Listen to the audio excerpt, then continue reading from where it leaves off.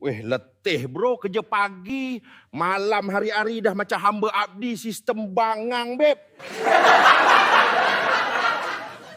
Bro, tiap bulan duit licin bayar bil je weh. Dah macam mayat premium ada IC je. Bro, yang geng Rohingya tu relax je, enjoy kehidupan. Macam tetamu VIP negara weh. Weh, yang okey ni lah. Bila kena SST, dia naik sewa dulu bro. Dia orang tak bangang, beb.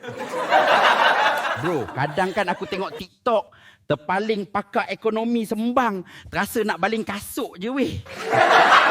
Bro, bila ekonomi katanya okey, aku terus syak ni ajaran sesat kewangan versi premium weh. Bro, part sembang bukan main, ada data macam-macam. Entah budak intern mana kutip data weh. Weh, apa diorang cakap tak kena realiti. Macam diorang menetap di alam jin je bro. Weh, survey ekonomi tu siapa jawab bro? Aku rasa diorang korek jawapan dari alam barzah weh. Bro, realiti sekarang perit gila. Harga semua naik. Macam pesta sembelih dompet orang weh. Weh, sembang pelaburan besar-besar bro. Tapi kos hidup naik. Semua tu jadi sembang kari basi je. Weh, baru naik follower sikit terus claim pakar kewangan. Ni pakar sembang kentut premium je weh.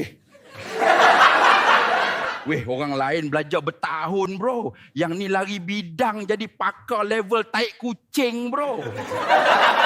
Weh, golongan pertengahan ni paling sakit bro. Tiap hari doa sabar sambil maki sistem hancing ni. Weh bro, tak apalah bro. Biarlah diorang terasa pandai, orang lain bodoh. Serupa mabuk ketum. Weh.